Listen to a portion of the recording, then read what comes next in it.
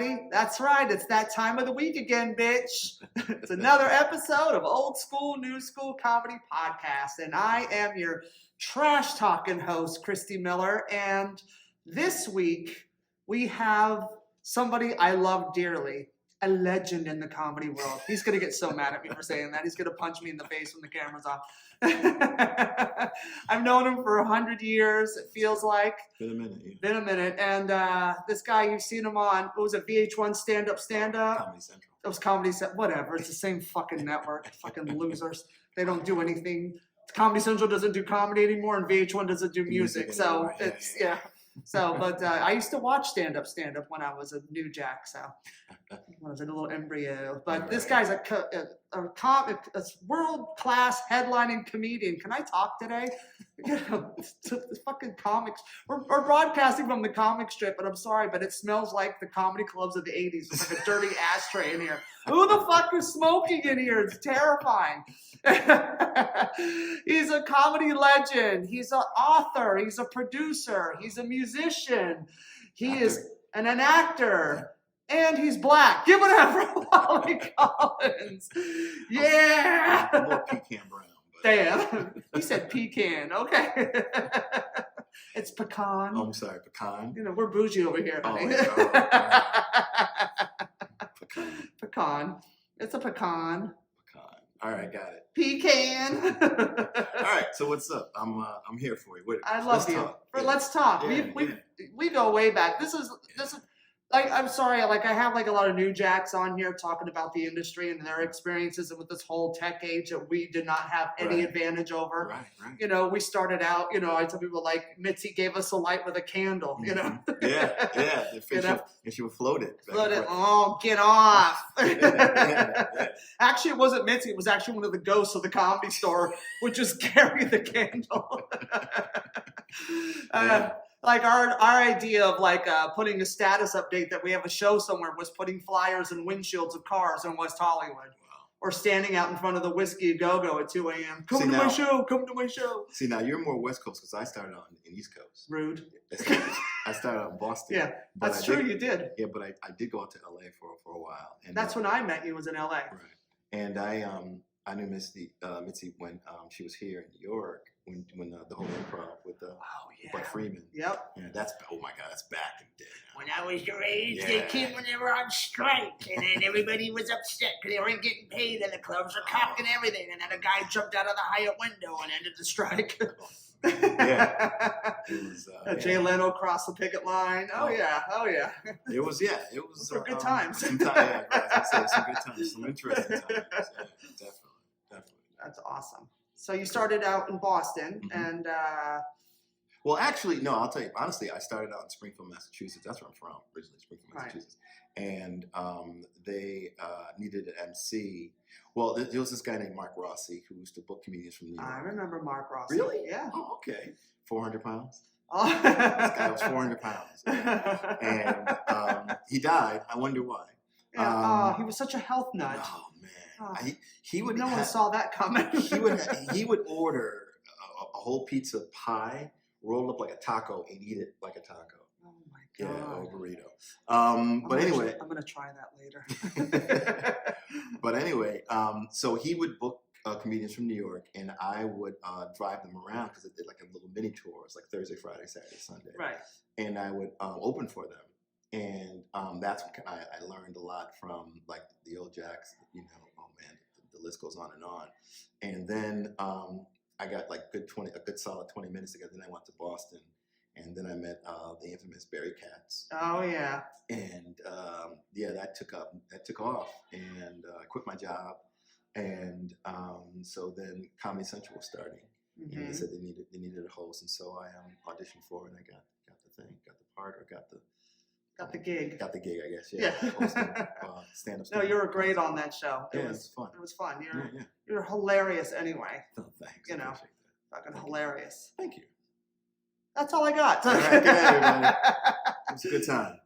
So you came to Boston, you worked there, and then where did you go first, New York or LA? New York. Okay. Because I stayed in New York and did a lot of commercials, and I had what they call heat on me, and I did a pilot with one of the Baldwin brothers. That's what got me out to LA.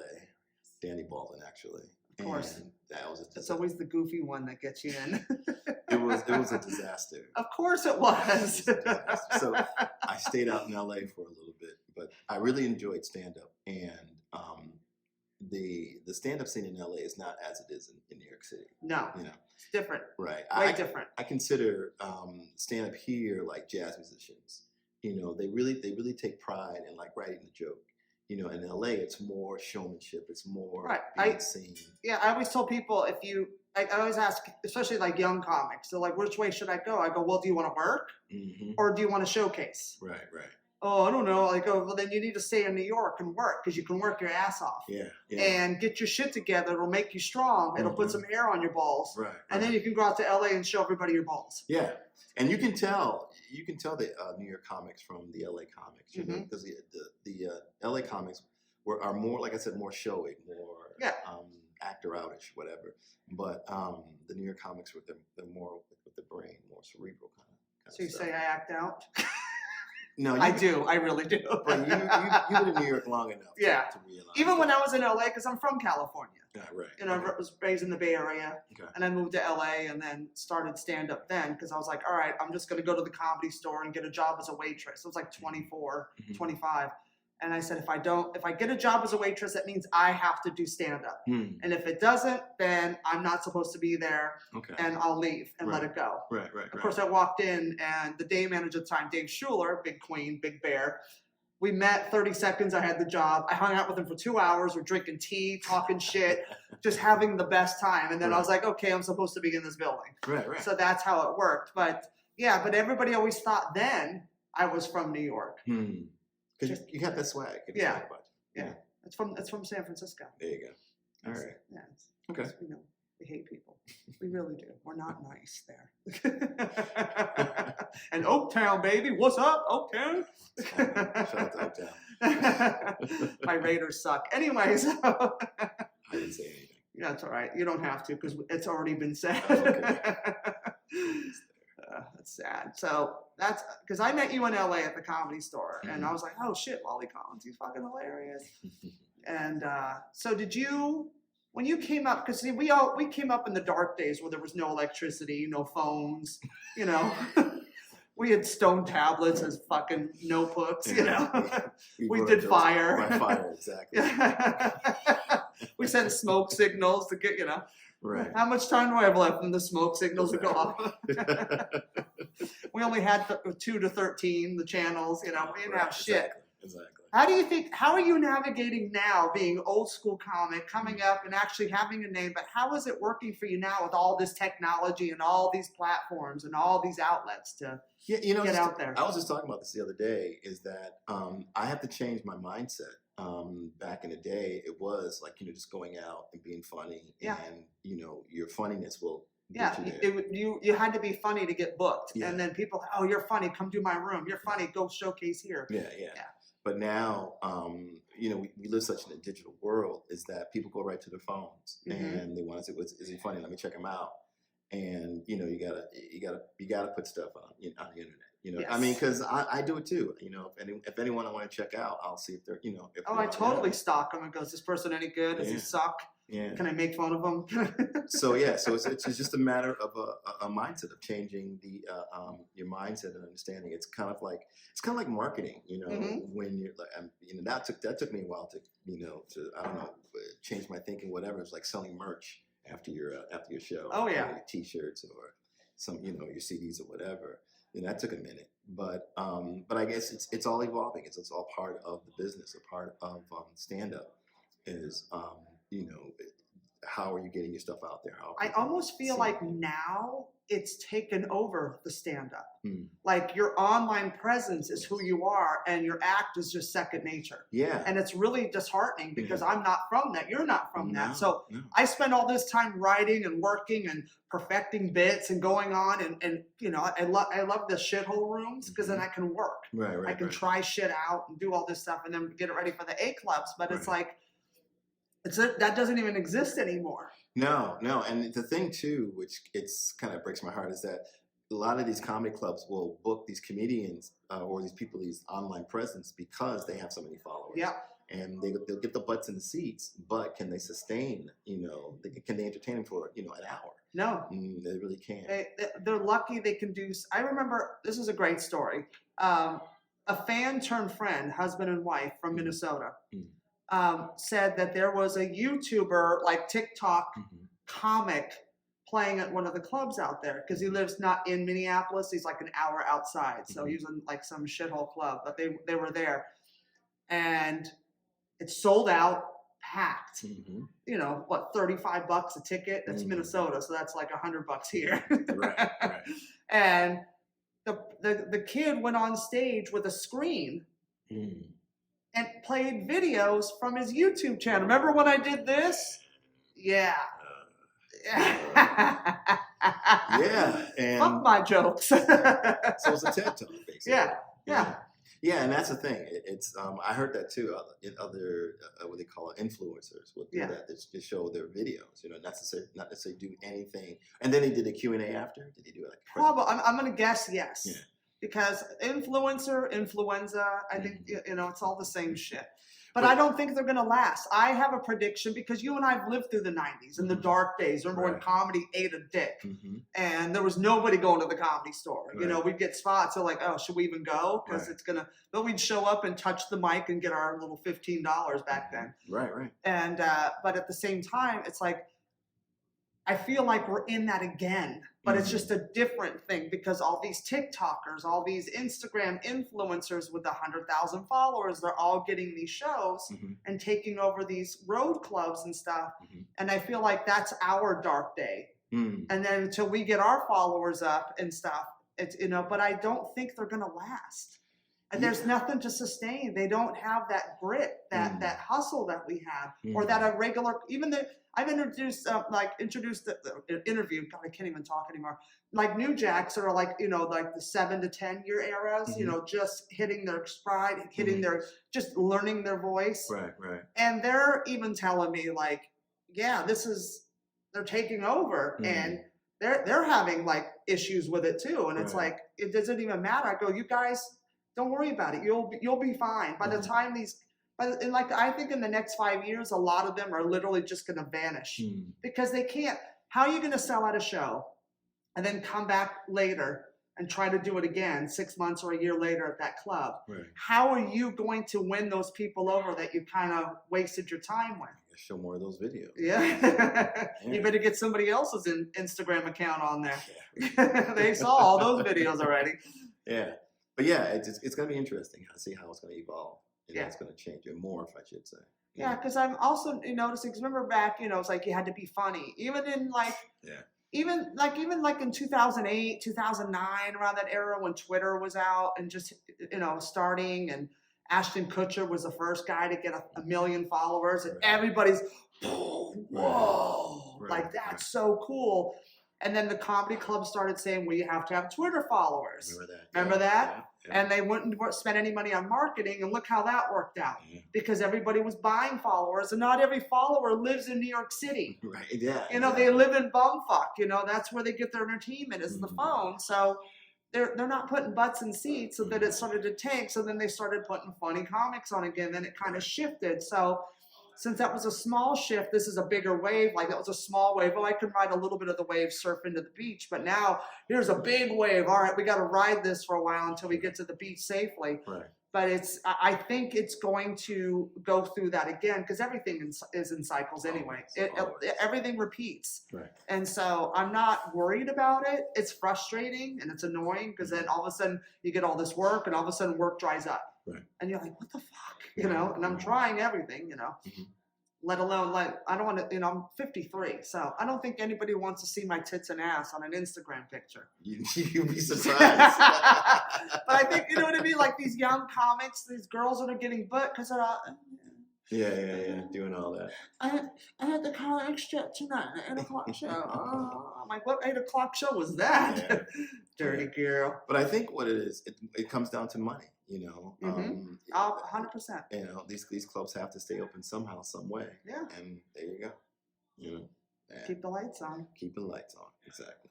well, shit, I'll just pay the Con Ed bill. I'll just work every night and not worry about these fucking assholes. Yeah, it's that world. I've been doing a lot of independent rooms instead of the Okay. clubs in the city. Okay. Because, the clubs in the city have gone through this weird, like, change of the guard, so to speak. They've got all these young kids now. And even other clubs have just replaced their bookers. And I'm like, she's 14. Yeah, Like, and the bookers are 14. Yeah, and I'm just like, what? Well, they got the thumb on the pulse of the Instagram algorithm comic. And I'm like, she's 14. She doesn't know what comedy is. And they're charged, I'm like, okay.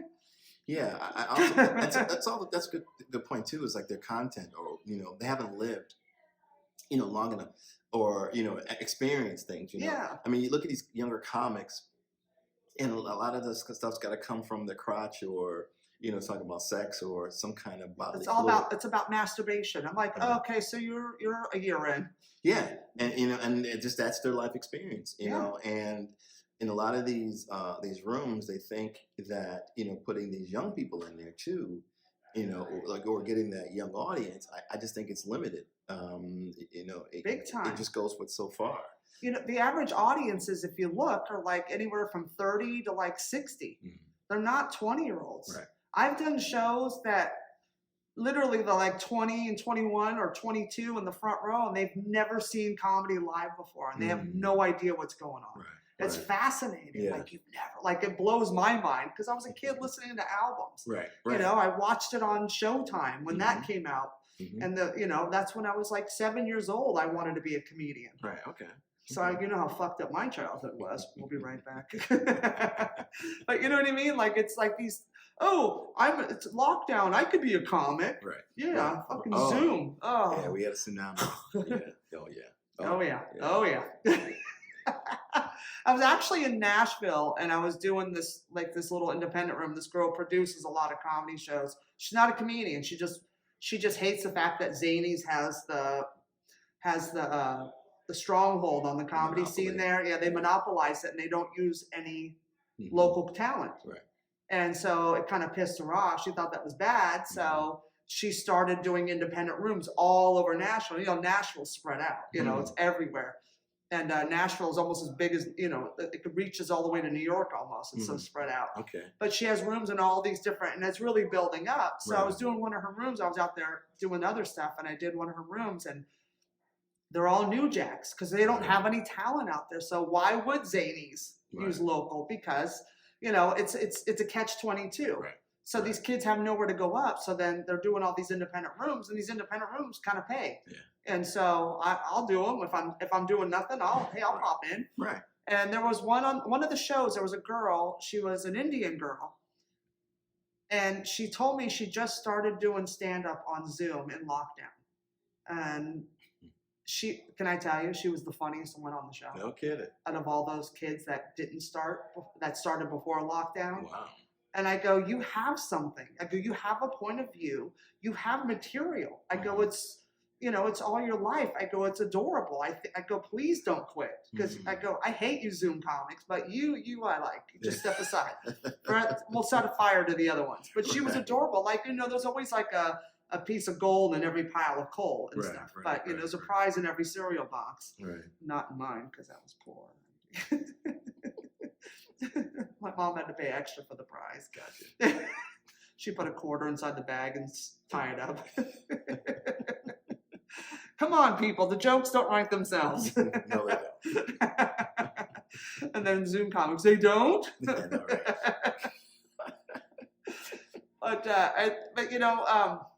Have you, I don't, because I'm so bad at social media. I'm so bad. I try.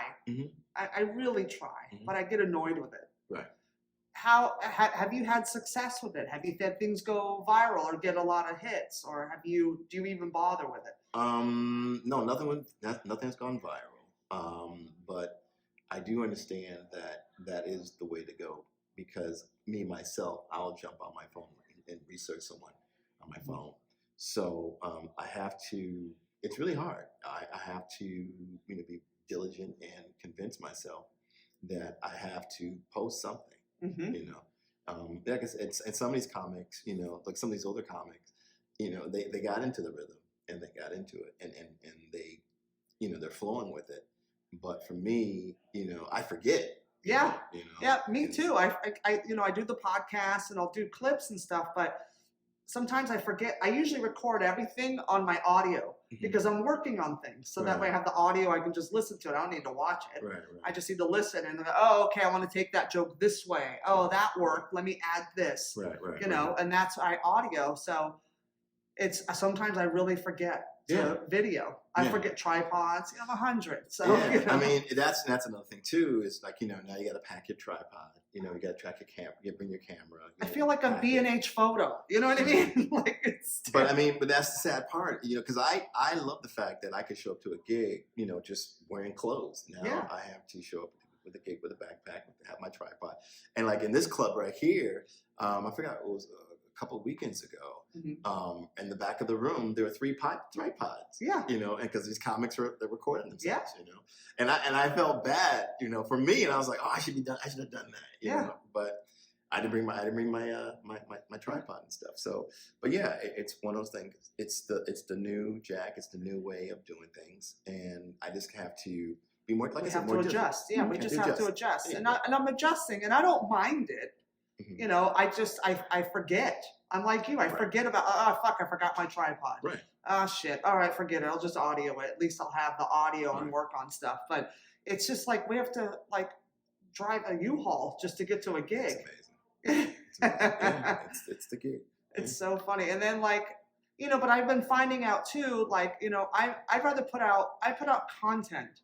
And I want to put out content because that's more sustainable to me. Right. Having actual content that people can go back and listen to or watch or whatever than just putting up, something quick, like a crowd work piece, everybody's crowd work. Yeah.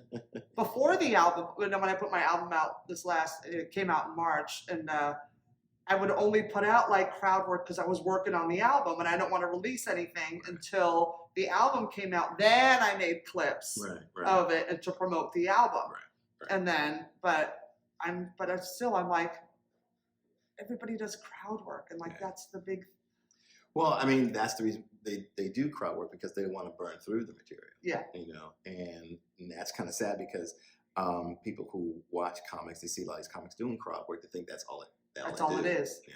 And then audiences come. Do you find this? Audiences come in and they want to be involved. They're expecting you to engage with them my act is very crowd worky because I use the crowd to set up bits. I segue them into it and kind of personalize it, but it's just a way for me to use it as a setup. Right. And I manipulate it that way, so I don't mind hecklers. Right. I don't mind people shouting out. I thrive on it because then I can destroy them. It's fun. Right. You know me. I'll go for the jug. I don't give a fuck. It's funny to me. So it just makes it more fun and more personable. Right. And but I always find even comics that aren't like that. People want to get involved and they're like, no, I'm a storyteller. Right. I don't do stuff like that. And then when it happens and these crowds want to get involved and they start shouting out shit, and then it's kind of rude. Back in the day, remember, we used to throw them out. Yeah. We'd get Chewy to come in. Hey, bro, you can't say, come on, bro. You got to go, bro. Hey, bro, can't stay here, bro. Comedy cops, you call them. Yep. Yeah. But, there was one night, it was all a setup, too. And, of course, because, all these kids that prank on the TikTok. And when you said somebody... the TikTok? The TikTok. Okay, Nana. On the Twitter. On the Twitter. On the Facebook. I get on the Facebook. Why does it have a face? It's a book. It shouldn't have a face. I don't know why why don't they just call it, tech book or phone book? Oh, I like that one. It's been I know. Shut up, Nana. But you know how these kids go in and prank people? Well, one night, this was maybe a year ago, I was doing, Janice Massetti. Crazy ass Janice. We love her. I'm dead. Yeah. She does her show at Broadway every week. So I did her show one night, and there was these 3 kids in the front row that were being obnoxious before the show started. Because she's like, and she hosts her show. and my buddy Eric Marino was first, and I was second. So we got there early, and they were being obnoxious. They were jumping up on the stage, grabbing the mics, and I'm like, Janice, you need to curtail that, because at first I thought it was one of Janice's little open micers that she mentors. Right. Because they were obnoxious. They were sitting up front. They acted like they'd been there. Right. And I'm like, Janice, you need to get that shit in check. And she was a little nervous about addressing them, because I think she was worried they were going to leave, and she didn't want to have that big hole in the front row. Right. And I'm like, Janice, who cares? I don't give a fuck. Get that shit in check. So they're giving her a hard time, and they're heckling and stepping on her and doing all this shit. She goes to bring up Eric, the first comic, my buddy, and the kid jumps up on the stage with him. And Eric's a big dude. Okay. And Janice, like, get the, sit down or whatever, but she wouldn't do anything about it. So they were giving Eric a hard time. And Eric, he's been a writer for, since the 90s. He's written on, Ellen's puppy dog episode when she came out of the closet on her sitcom. That was his first writing gig, all the way up to Saturday Night Live. And so he's written on everything. And so he's up there, and they were giving him a hard time, and he's just like, and Eric snaps, makes the kid come up. He goes, you think you're funny? Fucking say it. He's yelling at him. I'm dying. But the whole room is like on edge. The audience is like freaking out, because it's not funny. And the kids were not funny. So I'm like, oh, fuck. I said, well, scratch my set. I'm going to have to go spank some fucking children, because, mama has to take care of everything. So Eric struggles and deals with them, because he's fighting with them. His whole set is fighting with them. And the audience, you could feel the tension in the room. So I go up. I didn't even give a fuck. I started yelling, like we just started going at it with each other. And he said something to me, and I said, dude, I can out bench press your dad, you fucking fugazi. Get the fuck. Dude, I'm more of a man than you will ever be, just going in on him. And the crowd's liking it, but they're nervous. Because it was starting to get, I go, then come. He goes, I don't hit women. I said, neither do I, but I'm willing to take that chance tonight, ma'am. And so the kid stood up, and that's when finally Janice went and got the security, and we threw them out. And it was, the tension was so tense, and my set was only 10 minutes. So 6 minutes of that was fighting with these kids. So we get them out, and I said, good. And I said, all right, I'll see you kids at home. And the audience started laughing, because I'm like, I got to make a light of it somehow. So I go, okay, you guys ready? I'm going to start the show now. And they applauded. So then I did another 5 minutes, got the crowd going, had a good time. And people were coming up after, like, you're like, wow, you really, like, I've never seen anything like that. Those kids were so obnoxious. Thanks for getting them thrown out and all this stuff. And it was cool.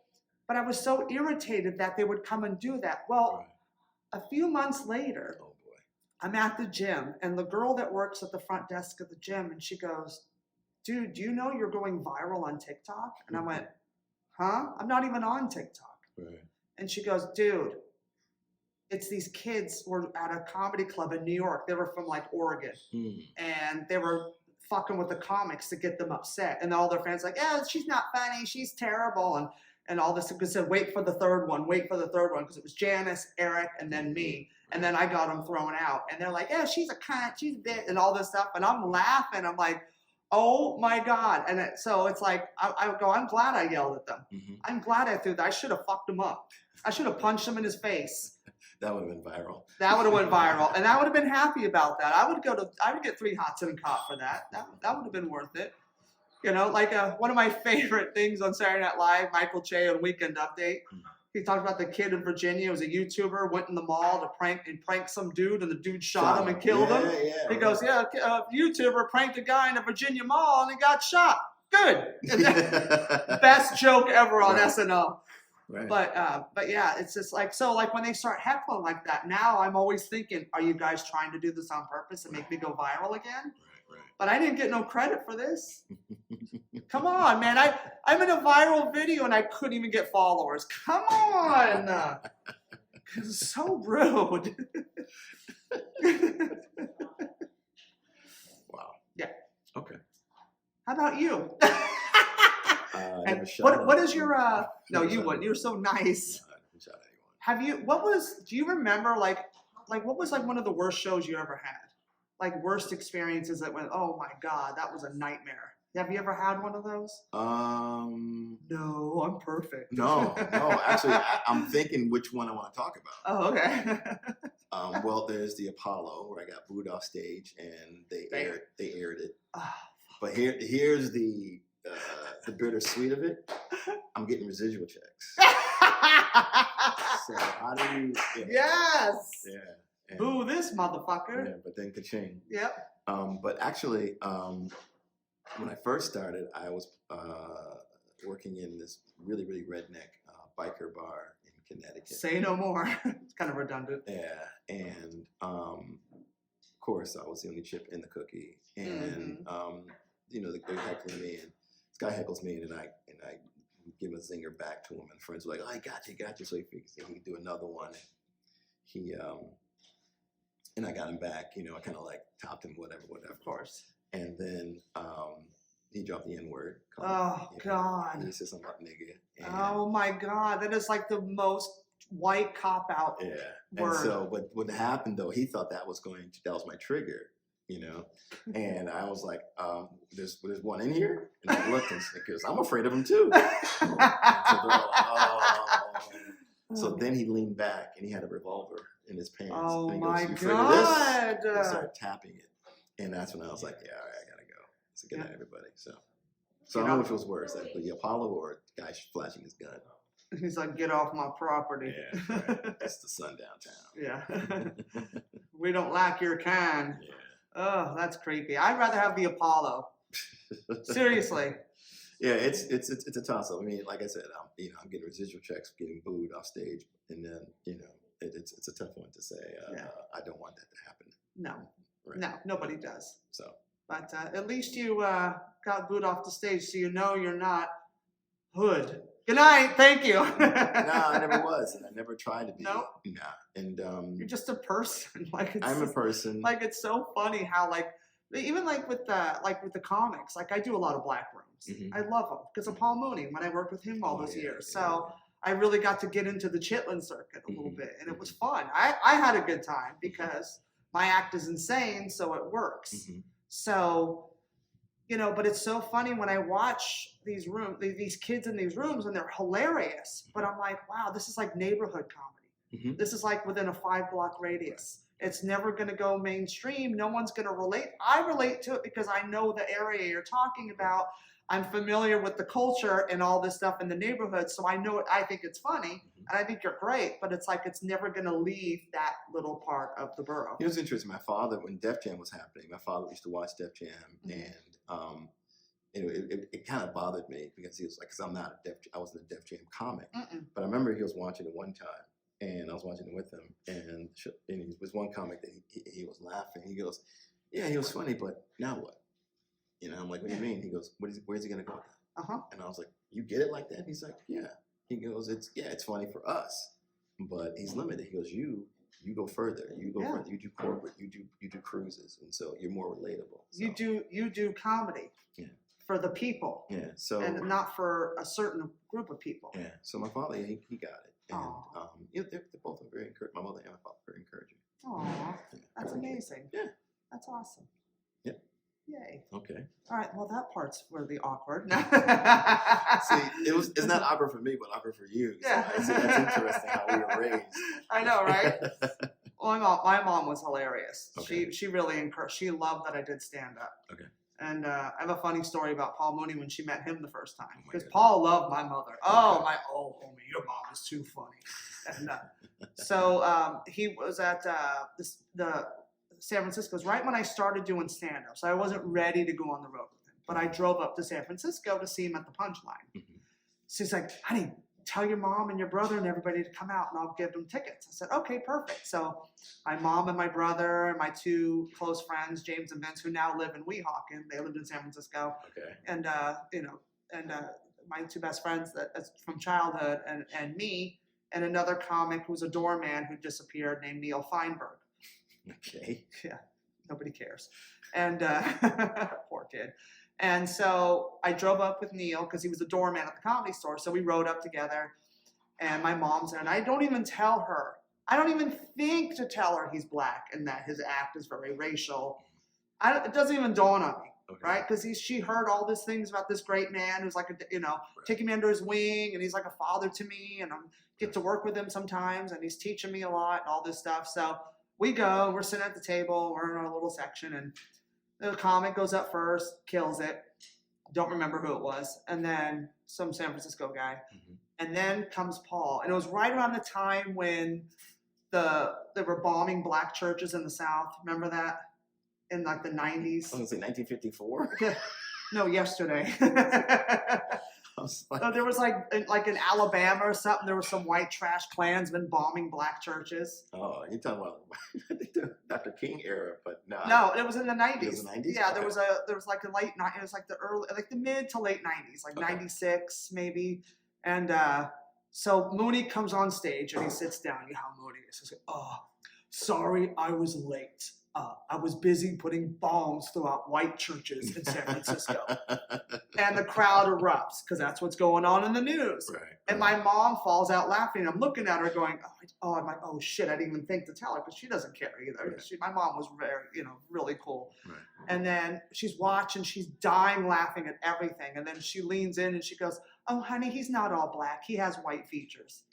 And I go, "Mom, what? A car, a house, a white wife? What?" And I'm like, "What does that mean?" So my mom likes to drink her wine and Okay. party and have a good time when she Okay. was with us. And so after the show, take her back, to the back to meet her because Mooney wanted to meet her, and she was in love with him. Like she thought he was the greatest thing. And so my mom's a little drunk, and she's like, "Oh, Mr. Cooney, I had such a wonderful time. I thought I was going to have to give him oxygen." And that name stuck for the next few months at the Comedy Store. We all called him Mr. Cooney. Oh, we were dying. Sure, love that. Oh, he was, that's so funny, homie. Your mom is too funny, homie. And she didn't mean it that way. She was just drunk. Right. That's funny. But it was such a great, it was so like, oh, I'm so embarrassed. But he loved her. And every time he would play the punchline, she would go. Okay, So, sure. I'm a true fan. yeah. Yeah. So he's like, "Call your mom. Tell her I'm coming." All right. That's cool. Yeah. So before we wrap up here, I always love these questions to tell and ask. You're a legend, and you have one of my favorite jokes. And I told you this the last time we did the show together out in Jersey. You talk about your wife. She's Dominican. You tell the traits, and she bats .337. Yeah. I died. I laugh so hard because it's such a great line. Oh, thank You just slide it in like it's, she does this, she does that, she bats .337. She's just, like it's a matter of fact. Like, Right. oh yeah, they do always do that. Hilarious. That joke kills me. I even told Gina Savage, I said, that thing killed me. She goes, "Oh my God." Is there a comic, and I have a list of bits, but is there a comic that you've seen, that you worked with or whatever, and you go, "Fuck, that bit is funny. I wish I had written that"? Yeah, there are, but I'll tell you, I learned. I think the bigger thing was that I learned a technique, or learned how to tell a joke, Yes. like from the great ones, and because I thought about this, and which I thought was amazing was that I was talking to Jerry Seinfeld, and we're talking about. Excuse me, let me pick that name up. Hold Okay. on. Okay, so. No, there's a reason why. No, I'm teasing. There's a reason why I said He's it. great. Is because we're talking about a noisy room, and trying to control a noisy room. And he goes, a lot of comics think if you talk louder, if you talk above them, they'll finally quiet down. And he goes, "No, talk softer." Yeah. He says, because quiet is more distracting than noise. Yep. And I was like, and so I tried it, and I just started talking softer and like a slower pace. And what was crazy that the audience started shushing each other because they wanted to hear, they wanted to focus. And so, yeah, that's one of the things that I've learned. One of the interesting things I've learned. And yeah, there are tons of comics that I see, even new comics, they write a joke, and I'm like, "Oh man, I should have, I did that. God damn, what's wrong with me?" That's a great joke. Yeah. I do it all the time. And comics, and real true comics, if a joke is funny, we won't laugh. We just acknowledge it. Yeah, I go, "Hilarious." Yes. That's mine. I go, "Oh my God, that's hilarious." Or we'll say to each other, "That's funny." Yeah. But I also too, me being a comic, as long as I've been, but I also am a big fan of stand-up. Mm-hmm. So when I watch my friends or watch a show, even though I'm watching and listening to the rhythm of the jokes, the setups, like, how the songs go, and listening to the structure and the technical part, I'm still enjoying it like a person. And I will laugh. I have a very loud laugh, and it's very distinctive. And I love great comedy. And I'll be like, I'll die laughing, and I'll be like, that's hilarious. Yeah, and sometimes I think that can hurt you too, because you love good comedy, that when you look at these new ones, it's hard for me because I know where the punchline, I know where they're going. You know exactly. You beat them there. You're sitting there waiting for them to get to the punchline. Hey, I've been waiting for you to get here. Yeah, it's terrible. Yeah. But that also comes from an experience, and then I look at them and I step out of it and think of it as a, like, I always think of comedy. I tell like new jacks, think of it as giving birth to a child. If you've been doing comedy a year, you have a 1-year-old child. What is that year-old going to talk about? Not much. He may have a couple words. He could barely stand up without falling down.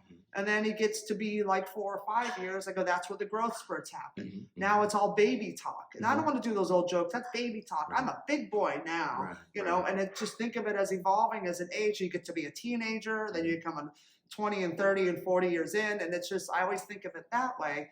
And so what were we talking about? but like, it's their experience. It's where they are. And I step out and I go, they're 2 years in. I'm going to, that's where, they're right where they're supposed to be. Yeah. But it's still hard to watch. Yeah, it is. It really it's is. really hard, especially when you're spoiled, when you're like, when you're as great as you. I paid my dues though. So Oh yeah, you have. I paid my dues. I know. That's why you're great, because you paid your dues. Right. It wasn't easy for you. Yeah. Nothing was handed to you. No. That's why you're as good as you are. Right. And we'll be right back. Now, another favorite, because us old heads love to sit around and tell street jokes. And Paul Mooney used to close his set every night with street jokes, but he would Mooney-ize them. Right. And I love the way he tells a street joke. And we all have our go-to street jokes, especially when it is go, hey, you're a comic, tell me a joke. I'm gonna tell you something. When people say that to me, tell me a joke, I say, okay, you're good looking. Good night. And that usually shuts them right. Yeah. So I've done that many times. I've done it, man. I've done it. I was at a movie theater, and this guy found out someone recognized me in line, and so the guy at the counter, the guy that was working the machine, whatever, he said, "You're a comedian? Say something funny." I said, "Okay, you're good looking." And the manager heard it. He goes, "I'm giving you free tickets." So we got free tickets. Yes. Anytime, he goes, "Anytime you want to come to this theater, just be here. So that works. Hilarious. But yeah, there are a few go-to like jokes, but the one I heard lately that I've been telling lately that makes me laugh is the mama cow and the 3 baby cows or baby calves. I tell you, Tell the joke. Okay, so it was a mother cow, and she has 3 calves under a tree, and so the first calf, his name is Sunshine, and he says, "Mama, why is my name Sunshine?" And the mother cow says, "Well, as soon as you're born, sunshine hit your forehead, and that's why we named you Sunshine." I said, "Oh." The second one, his name was Butterfly, and Butterfly said, "Mama, why is my name Butterfly?" Same reason, Butterfly, is that as soon as you were born, a butterfly landed on your forehead, and we named you Butterfly. And the third one, his name was Cinderblock, and he said, "Fly black and waking you."